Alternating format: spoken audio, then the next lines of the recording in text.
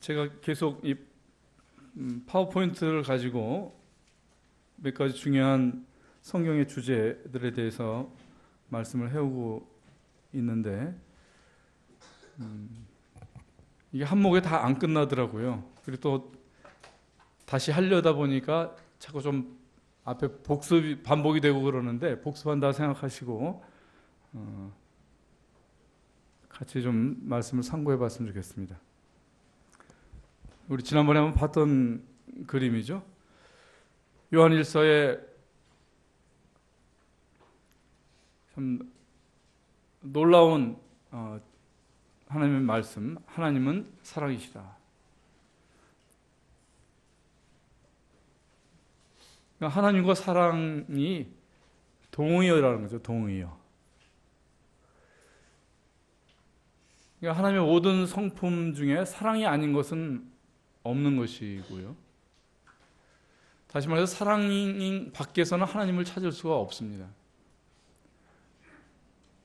하나님 바깥에는 진정한 사랑도 존재하지 않습니다.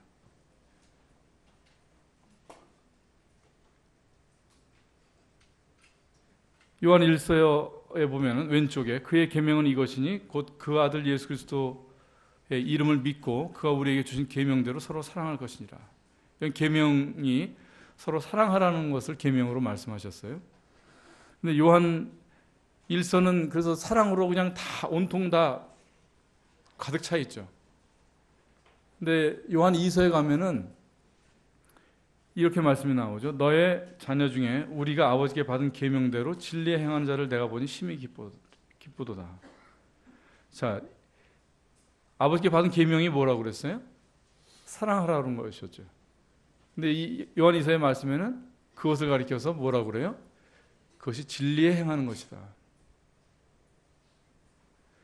그러니까 내가 진리를 따라서 살고 내가 진리를 존중한다고 하는 것은 무엇이냐? 그건 사랑한다고 하는 것입니다. 근데 진리를 위해서 내가 사랑을 잠깐 보류할 수 있다고 생각하는 것은 그건 아닙니다. 그렇지 않아요.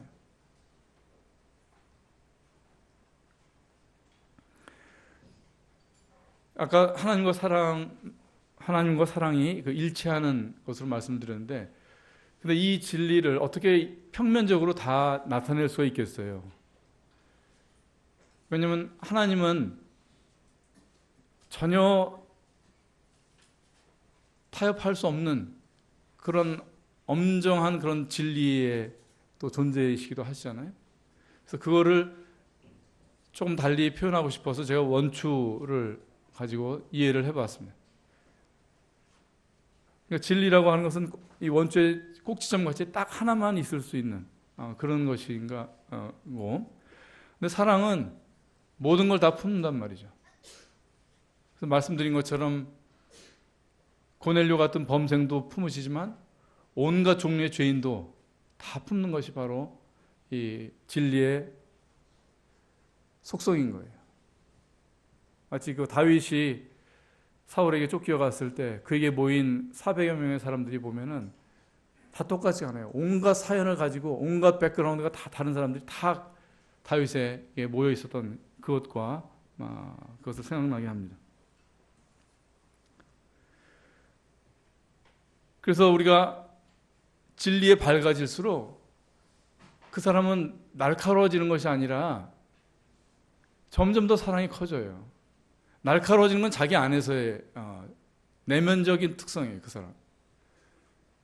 그러나 그가 사람과 대한, 마치 하나님께서 사람에게 오셔서 그 무한한 넓이로 사람을 품으셨듯이 그에게서 진리가 커지고 하나님에 대해서 더 알게 되고 분별이 더 생길수록 그에게서 나타나는 그 인격은 사랑인 것입니다.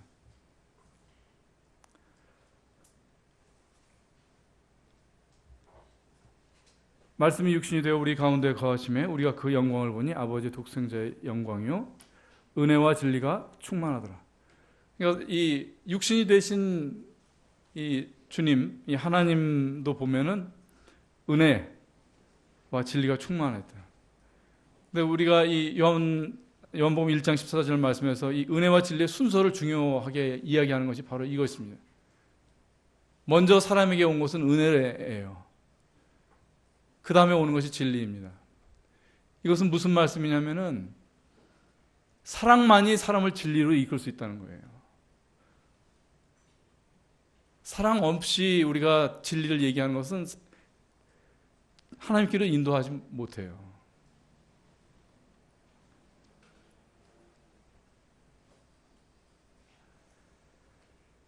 그래서 에베소 4장 15절에 사랑 안에서 참된 것을 말하라. 사랑 안에서 참된 것을 말하라. 그것이 우리가 그리스도의 장성한 분량까지 자랄 수 있는 길이라는 것을 말씀하십니다.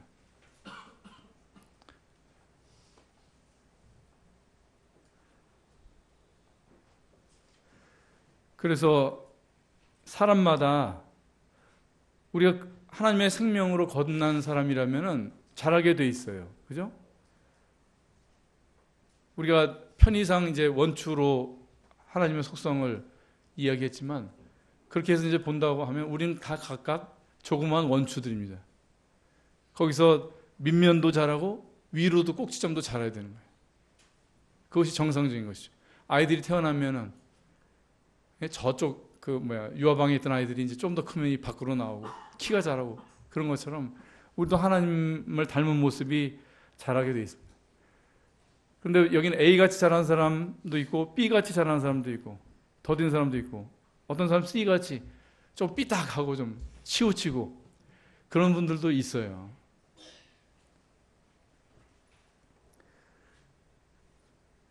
우리가 은혜가 중요하고 사랑이 하나님이시지만 밑면만 있는 것은 그건 하나님이 아닙니다. 이건 진리가 아니에요. 하나님의 사랑에 대해서 얘기하지만 하나님의 공의에 대해서 얘기하지 않고 천국에 대해서 얘기하지만 심판에 대해서 얘기하지 않는 것. 제게 오는 카톡 중에 보면은 영향력 있는 분들의 어떤 카톡들도 오는데 밑면만 얘기해요. 밑면만. 그러니까 그걸 하나를 보면 참 맞는 말씀이거든요. 성경에도 있는 근거가 있는 말씀이고 유익한 말씀이고 성도에게도 필요하고. 근데 이거밖에 없어요. 이건 아무리 하나님 같아도 이건 거짓된 것이에요. 잠언 19장에 망령된 증인이에요. 망령된 증인. 공의를 업신여기고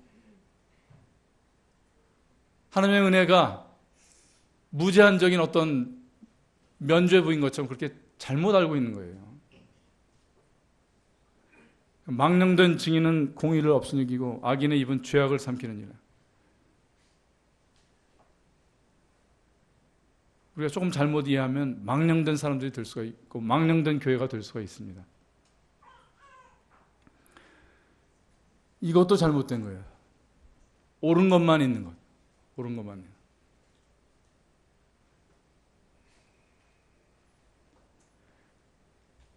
그 형제를 사랑치 아니하는 자는 하나님께 안 속한 거예요. 우리가 다 주의해야 될 것들이 이렇게 가까이 있는 것입니다. 사람이 무엇인가에 대해서 벌써 이거 여러 번 나오죠. 우리가 영혼육으로 되어 있습니다. 창세기 2장 7절을 다시 보면 여호와 하나님이 흙으로 사람을 지으시고 이건 육에 해당되는 거죠. 우리 육체를 구성하는 것은 흙으로 되어 있어요. 사람이 죽으면은 그 육체를 흙에다 묻잖아요. 그 다음에 생기를 그 코에 불어넣으시니 이건 사람 안에 들어온 영이죠. 영, 하나님의 영. 사람이 생명이 된지라. 이 짧은 이 구절의 이 짧은 한 단어, 한 문장 안에 어떻게 보면은 사람의 본질과 구원의 문제와 영원의 문제 이런 것이 다 여기서 사실 나올 수가 있거든요.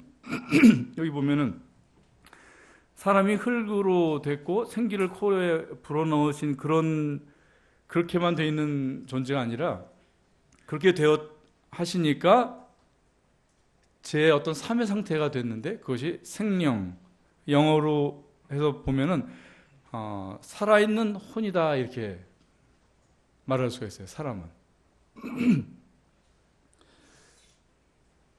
예를 들어서 동물들 있잖아요. 동물들은 육이 있죠. 흙으로 된 성분이 있어요. 천사들은 영이 있잖아요. 근데 사람은 짐승도 아니고 천사도 아니에요. 그것과 다른 한 독특한 특성을 가지고 있는데 그것이 뭐냐면 혼이라고 하는 거죠. 짐승도 하나님이 될 수가 없고 천사가 아무리 거룩하지만 하나님이 못 돼요.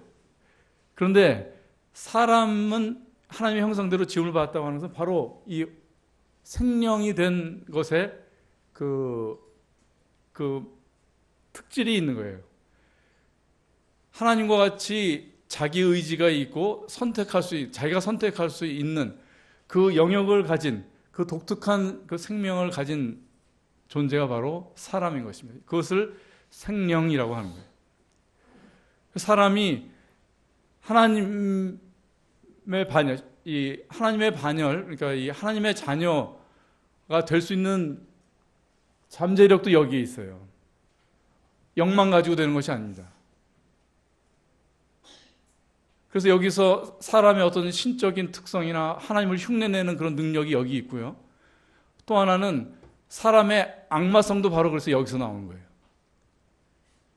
육만 가진 예를 들어 짐승이 호랑이를 예를 들어보면 호랑이가 무섭긴 하지만 거기에 어떤 악마성은 없는 거예요. 근데 사람은 이 신적인 특성을 가지고 얼마든지 호랑이 같은 이빨이나 그런 발톱이 없어도 아주 극악한 그런 존재가 될 수 있는 것이 바로 이 생명이 되었기 때문에 그렇습니다. 그래서 우리가 이 하나님의 영이 다스리지 못하는 이 생명은 그래서 무서운 거예요, 사람이. 사람이 정말 무서운 것입니다. 밤에 산에 가서 짐승을 만나는 것보다도요, 그 껌껌한 데서 사람을 만나는 것이 정말 두렵습니다. 그게 사람이에요. 그래서 이 문제를 우리가 좀 더 보면 창세기 2장에 나와요. 아담에게 명령하시잖아요. 말씀하시는데 동산 각종 나무의 실과는 내가 임의로 먹되 선악을 알게 하는 나무의 실과는 먹지 말라. 우리 영혼은 임의로 할 수 있는 영역이 있고 하나님이 우리한테 허용하신 거예요. 그러니까 심지어는 창조주를 거절할 수 있는 능력도 주신 거예요. 허용을 하신 거예요. 그렇지만 선악을 알게 하는 나무의 실과는 먹지 말라 하고서 명령을 또 주셨어요. 그러니까 사람의 영혼이, 사람이 정말 살아있는 생명이 되려면은 이 하나님의 명령의 영역이 살아있는 존재라야지 그 사람이 신적인 아름다움과 그 영원성을 가질 수 있는 존재가 되는 거예요. 그래서 이 왼쪽을 자유의지라고 한다면은 이 안의 중심은 사람에게 복종을 요구하는 거예요. 오늘 전도서 말씀에 이 일의 결국을 다 들었으니 하나님을 경외하고 그 명령을 지킬지어다. 이것이 사람의 본분이니라. 이 문제는 우리가 구원받기 위해서도 우리가 본분에서 벗어나 있다는 것을 알아야 되고 우리가 성도로 사는 데 있어서도 이건 굉장히 핵심적인 문제더라고요. 사람이 자기 분수를 아는 것. 그리고 내가 마땅히 내게 주어진 본분이 무엇인지 이것에 대해서 잘 아는 것이 중요하더라고요. 사람의 자유의지가 고정되어 있지 않다고 그랬죠. 갓난의 때는 다 주권, 그러니까 부모가 다 먹고 먹는 것, 뭐 입는 것, 자는 것, 뭐 어디 가는 것 이런 거 다 부모의 명령에 따라서 부모의 뜻대로만 존재할 수 있죠. 이제 나이가 자라면서 그 자유들이 커지잖아요. 그런데 그 자유가 커져도 제일 오른쪽까지 돼도 사람에게 이 자유의지가 있어도 그 의지가 커져도 변동될 수 없는 것이 있어요. 그 안에 이 중심에 있는 바로 하나님의 주권의 문제입니다. 욥기 23장에는 그는 뜻이 일정하시니 누가 능히 돌이킬까? 하나님께서 창조주로 가지고 있는 그 권리와 권한은 일정하다는 것이에요. 내가 아무리 능력이 있고 내가 아무리 탁월해도 그것과 별개로 움직일 수 없는 하나님의 뜻은 내 안에 존재하는 것입니다. 근데 이것이 영적인 문제뿐만이 아니에요. 우리 모든 이 삶의 모든 영역에 다 적용이 돼요. 자식이 커지면서 이런 것들은 이제 아이가 스스로 결정해도 되겠다 하는 그런 것이 있죠. 그래서 점점 자유가 커지잖아요. 그래도 자식이 60, 70이 돼도 부모의 주권이 있는 거예요. 우리가 그리스도 안에, 교회도 마찬가지예요. 우리가 그리스도 안에서 동일한 생명을 가진, 다 서로 존중해야 되는 그런 존재고 형제지간이지만은 교회 안에 주신 하나님의 질서가 있어요. 그 장로의 권위가 있는 것입니다. 누가 되든, 그건 내가 아무리 교회 안에서 오래됐고 내가 분별이 좋다 하더라도 그것과 무관하게 내가 복종해야 되는 하나님의 질서가 있는 거예요.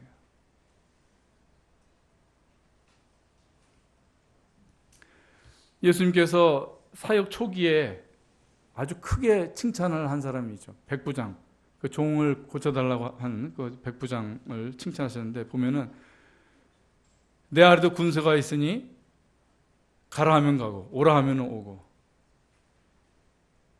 그래서 그냥 말씀만 하시면 됩니다. 이 백부장 안에 있었던 것이 바로 이 하나님의 이 명령이면 된다는, 그 명령이 필요하다는 그런 믿음이었어요. 바로 그 문제를 본 그런 사람이었던 것입니다. 그래서 예수님께서 이스라엘 중 아무에게서도 이만한 믿음을 만나보지 못하노라. 왜냐하면 바로 주님께서 오신 문제가 이 문제를 복원하기 위해서 오신 것이거든요. 그래서 이렇게 큰 칭찬을 받았던 것입니다. 사람이 어떻게 해서 타락했느냐? 역시 복습입니다. 창세기 3장에 에덴 동산에서 사단이 사람을 유혹합니다. 그 내용의 골자는 3장 5절에 너희 눈이 밝아 하나님과 같이 되어 선악을 알 줄을 하나님이 아십니다. 그래서 하나님의 명령 대신에 내가 선악을 안다. 내가 선악을 알 수 있다. 이렇게 된 거예요.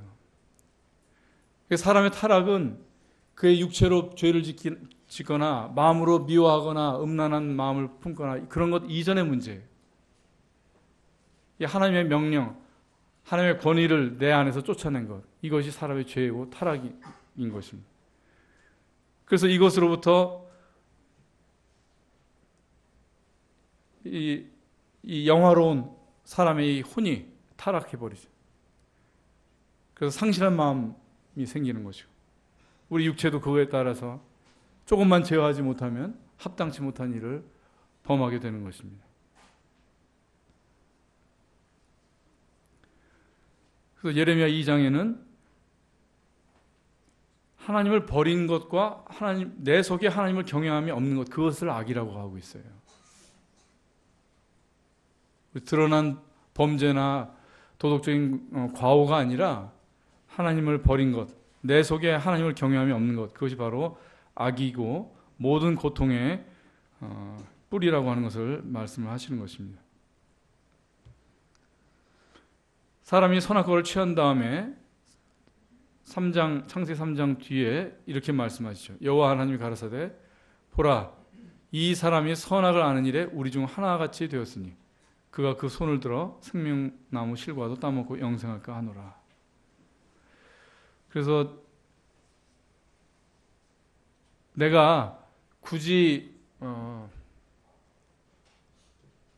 그렇게 의식을 하지 않아도 우리한테 이렇게 자꾸 옳고 그른 거, 저건 잘못된 거야, 이건 옳은 거야, 이러면 안 되는데, 이런 선악의 판단이 드는 것이 바로 우리가 하나님 노릇하고 있다는 것을 반증하는 거예요.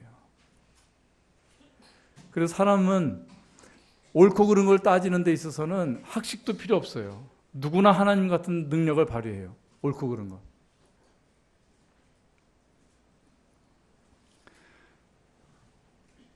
그래서 사사기에 있는 아주 이 비참하게 타락한 이스라엘의 모습을 통해서 말씀하시는 것은 사람이 자기 소견에 옳은 대로 행하는 것, 이것이 사람의 비참한 죄된 상태라는 것을 말씀하십니다. 그 사람에 따라서는 자기 소견에 옳은 것이 있는데도 불구하고 그걸 할 만한 능력이 없어가지고 계속 악을 맺히는 사람들이 있죠. 불의, 추악, 탐욕, 악의, 시기 이런 것. 사람에 따라서는 선하게 보이는 열매들도 맺힌단 말이죠. 여기는 종교도 있어요. 자의적인 숭배도 있고 겸손, 인품도 이렇게 훌륭하게 보일 수가 있어요.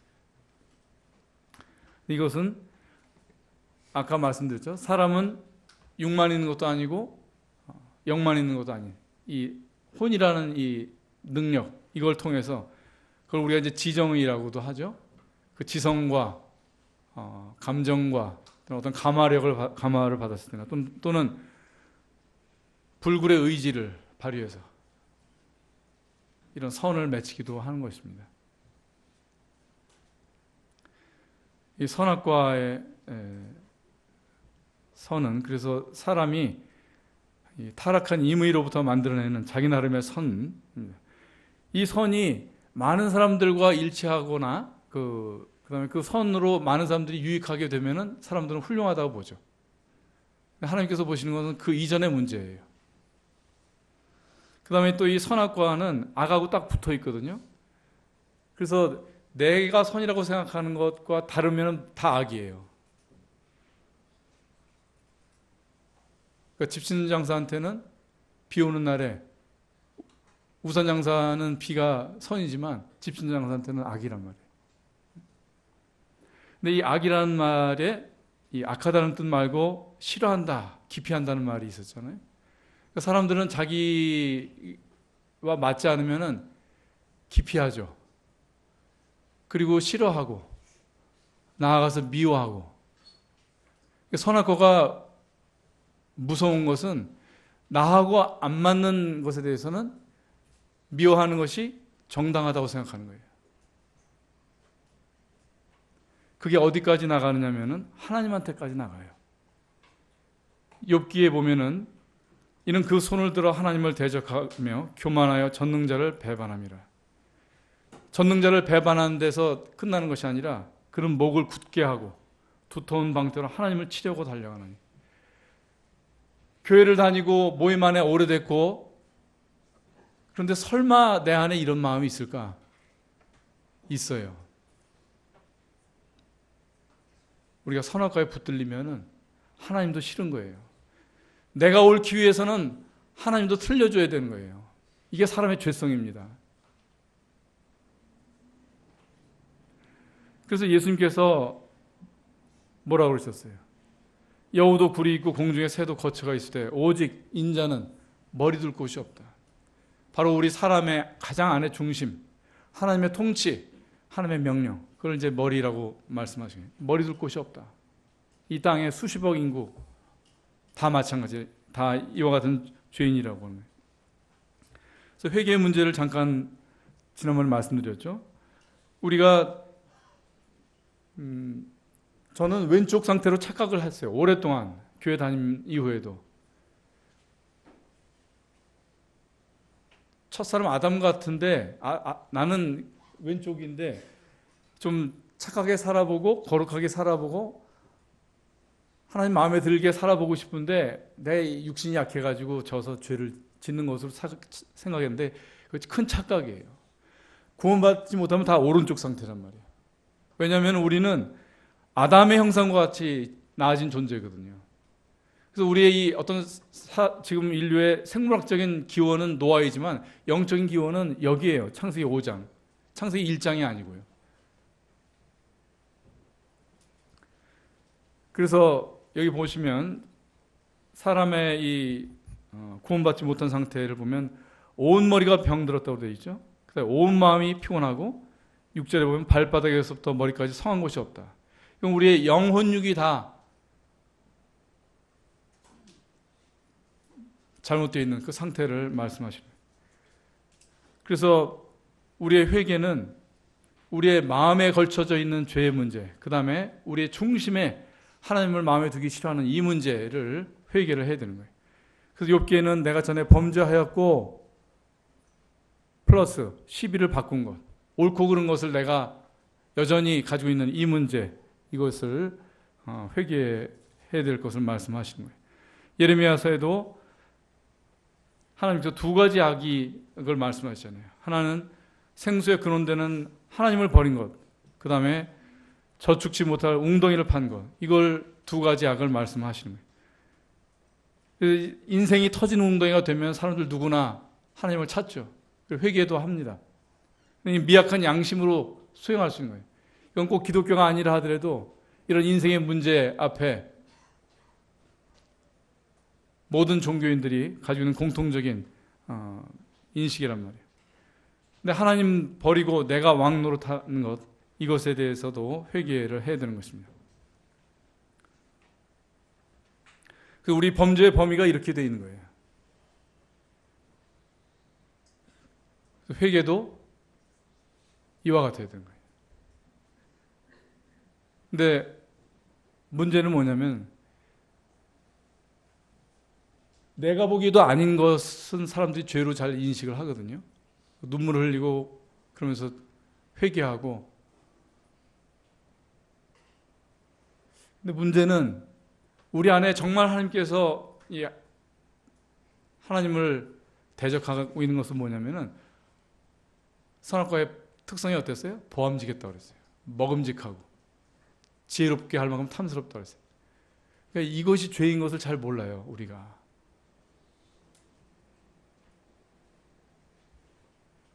그래서 이것은 사실 성령께서 이걸 조명해 주셔야 됩니다. 그리고 이 문제는 우리가 죽는 날까지, 우리가 주님 앞에서 영화로운 몸으로 이 모든 이 죄가 끝나기 전까지는 우리가 늘 주의해야 되는 것이 바로 이 문제인 것입니다. 그래서 회개가 여기에 그치면은 안 되는 것입니다. 이 죄사함이 무엇인가에 대해서 그래서 사도행전 5장 말씀을 가지고 우리가 정의를 해보면 말씀이 이렇게 되어 있어요. 이스라엘로 회개케 하사 죄사함을 얻게 하려고 그를 오른손으로 높이사 임금과 구주를 삼으셨느니라. 여기 회개, 죄사함, 또 임금, 구주, 이 중요한 개념들이 다 나오죠. 그러니까 진정한 이 죄사함은 무엇이냐? 예수님이 임금이 되시는 거예요. 그것 이상도 없고 그것 이하면 안 되는 거예요. 왜냐하면 자기가 임금 노릇하고 높아지려고 하는 그것이 바로 사람의 죄 아닙니까? 동전의 두 면, 근데 진리에도 두 면이 있어요. 그래서 이 은혜라는 것과 주권이 별개가 아닙니다. 이건 하나예요. 동전의 양면과 같이 똑같은 거예요. 은혜로 구원받는다. 맞죠? 근데 이 하나님의 주권의 문제를 마치 선택 사양인 것처럼, 옵션인 것처럼 그렇게 생각하면 안 되는 것입니다.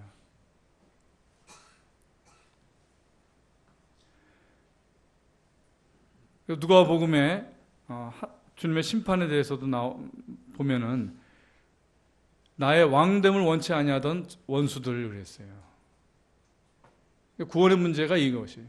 내가 죄로 인식했던 것에 대한 문제가 아니라 하나님의 주권을 거절한 것, 그것이 창세기 3장의 사람의 타락이거든요.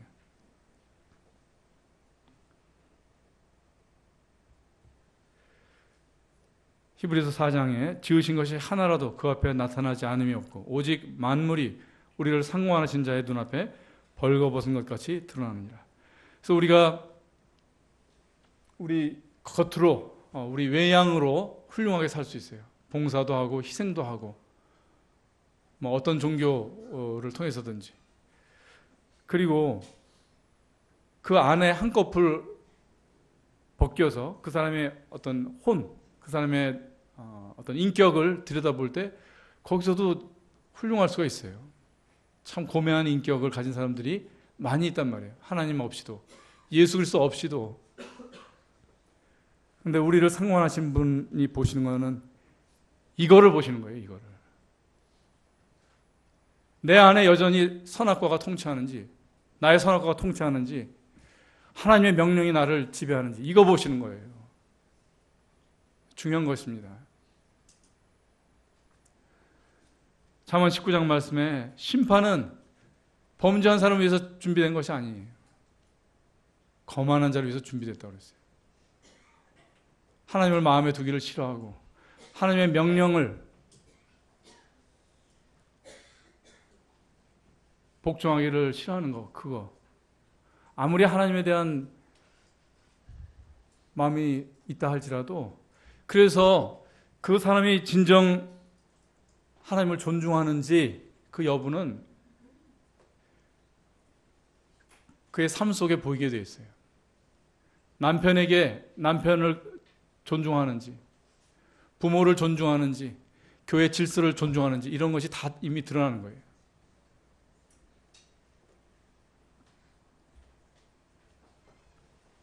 그래서 회개의 문제는 내 인생 망그러진 상태에 터진 웅덩이 회개하는 것 말고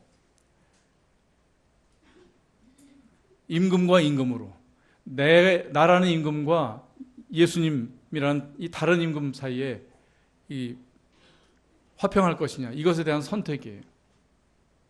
이것이 회개입니다. 오늘 이제 성화를 잠깐 말씀을 드리겠습니다. 아까 보셨던 그림이죠. 왼쪽에 창세기 2장 7절에 산혼으로 우리가 지음을 받았어요.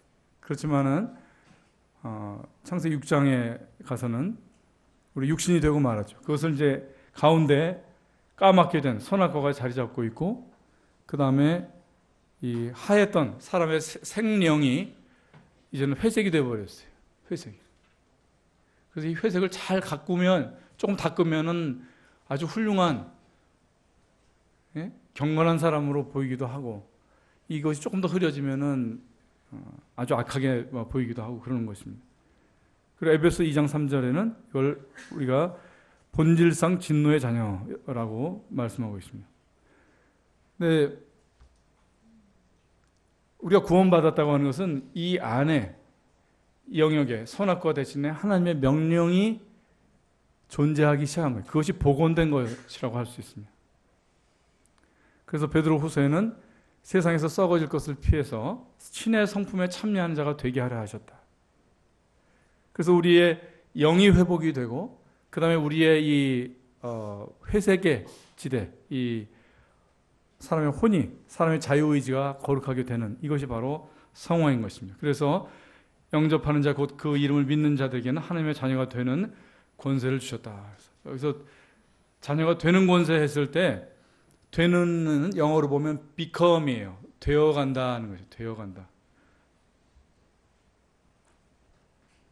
그래서 잠언 16장 말씀에 인자와 진리로 인하여 죄악이 속하게 되고 주를 경외함으로 인하여 악에서 떠나게 됩니다. 그러니까 구원의 두 가지 측면이에요. 구원의 두 가지 측면. 하나는 대속의 문제가 있어요. 대속. 죄악이 속하게 되는 것. 그거는 인자와 진리로 되는 거예요. 하나님의 일방적인 인자와 공의를 만족시킨 그 십자가를 통해서 일방적으로 이루어진 거죠. 구원의 또 하나의 면은 무엇이냐면은 악에서 떠나게 되는 것이에요. 근데 여기서 또 이제 굉장히 많은 오류들이 생겨요. 뭐냐면은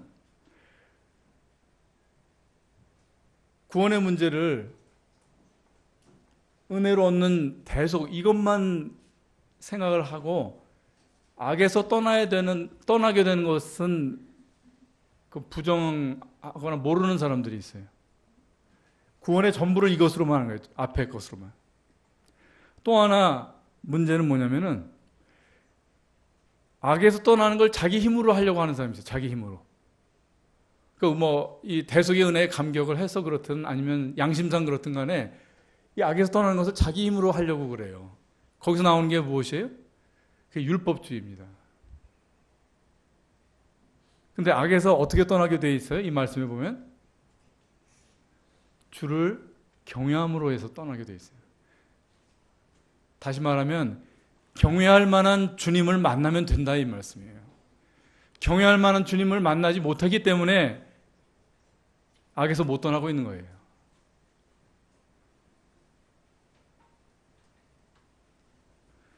그래서 우리 성화라고 하는 것을 그림으로 표현해 보면 이 아래 상태에서 우리가 출발을 하는데 일거에 우리가 이렇게 되는 것이 아니죠. 그죠? 아까 하나님의 자녀들이 되어가는 권세라고 그랬어요. 되는 권세인데 becoming. 그냥 일거에 확 천사처럼 바뀌는 것이 아니라 되어가는 거예요. 그래서 이렇게 아래에서 위로 이렇게 가는 것이 아니에요. 이거 완전 성화를 주장하는 사람들은 이런 생각을 갖고 있는지 모르겠어요. 이거 아닌 것입니다. 베드로전서 말씀에도 오직 선한 양심이 하나님을 향하여 찾아가는 것이라 그렇게 말씀하죠. 그래서 이렇게 위로 수직 상승하고 하는 것이 아니라 이렇게 변해가는 거예요. 이렇게 화살표가 있어요. 그래서 옛 사람과 새 사람을 다시 좀 비교를 해보면은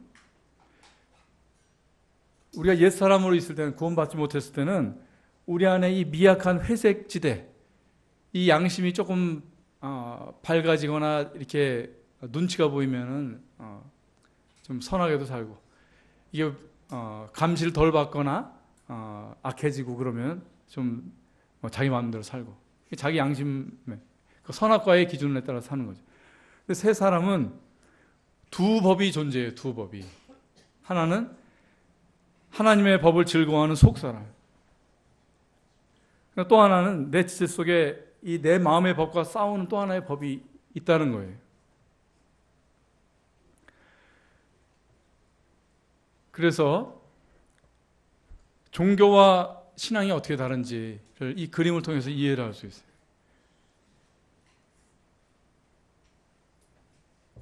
성화가 이렇게 되는 사람이 있어요. 이렇게. 성화를 이렇게 이해를 할 수 있어요. 그러니까 내가 선하다고 생각하는 것, 악하다고 생각하는 것, 그 기준을 가지고서 선하게 하려고 하고, 근데 그렇게 하고 싶지 않을 때 어떤 내 이 욕심이나 욕망이나 그런 것하고 부닥치는 이 혼내 경계에서 이루어지는 이것이 있어요. 이거는 성경의 진리를 가지고 보면 이것은 성화가 아니에요. 이건 착하게 보일 수 있지만 이건 성화가 아닙니다. 진정한 이게 본질의 문제가 아니에요. 이거는 수행이에요. 수행. 뭘 하고 뭘 안 하고 이런 문제에 늘 달려 있는 거예요. 그러니까 이런 것에 익숙한 사람은 다른 사람들만 보이는 거예요. 왜 이렇게 해야 되는데 이렇게 안 해? 왜 이렇게 하지 말아야 돼? 늘 그런 것에 있는 거예요. 이게 바리새인입니다. 이게 우리의 우리 사실은.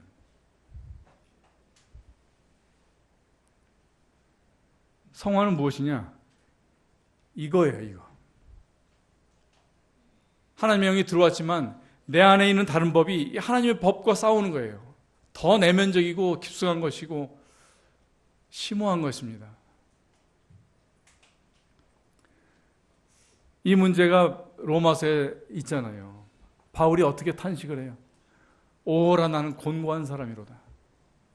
바울이 예수님 만나기 전에 엉터리로 살았나요? 그 율법의 엄한 그 팔을 따라서 살았어요. 왼쪽같이 살았단 말이에요. 예수님 만나고서 더 거룩하게 살았을 거 아니겠어요? 근데 그 안에 이 사망의 몸에서 누가 나를 건져내려 하는 이 탄식이 있는 것입니다. 이것이 성화예요. 이것이 성도 안에 있어야 되는 매일의 탄식인 것입니다. 그래서 이 혼의 경계, 혼과 이 세상, 내가 설정해 놓은 선악, 아니면 세상이 좋게 보는 그 선, 이것은 여기란 말이에요. 선악의 싸움. 그래서 어떤 사람은 오른쪽 사람이 왼쪽 사람을 보고 비난하는 거죠. 이렇게 해야 되지 않느냐. 물론 오른쪽 사람이 유익을 많이 끼칠 가능성이 많죠. 그런데 그 뿌리는 어때요? 뿌리는 똑같이 까만 것입니다.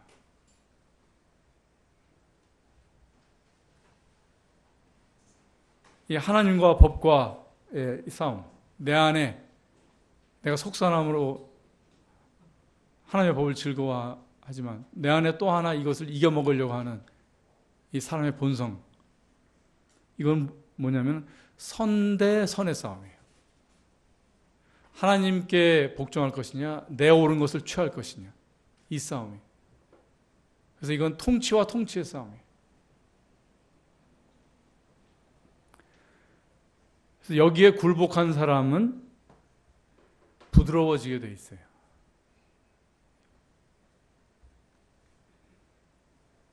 답은 어디 있느냐? 우리가 이 성화를 이뤄내는 그 답은 주님을 경외함 속에 있는 거예요.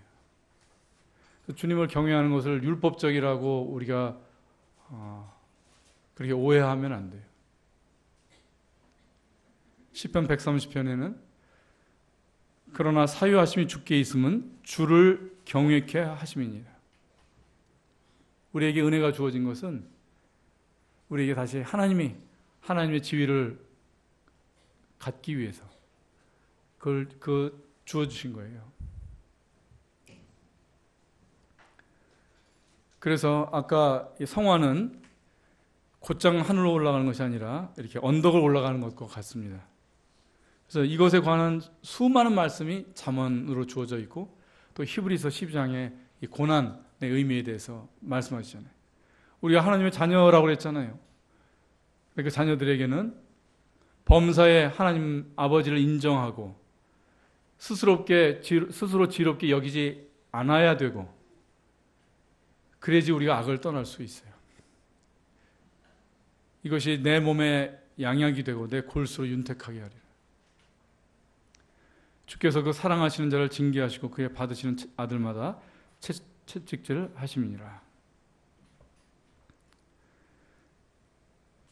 그래서 우리는 우리의 성도의 일생은 계속해서 십자가가 세워집니다. 내 뜻, 내 옳은 것, 내 권리.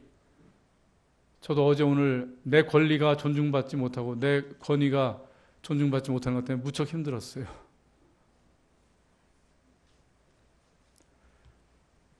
성화라고 하는 것은 바로 이것입니다. 날마다 내 뜻이 그리스도와 함께 십자가에 박히는 이것입니다. 오늘 여기까지 말씀드리겠습니다.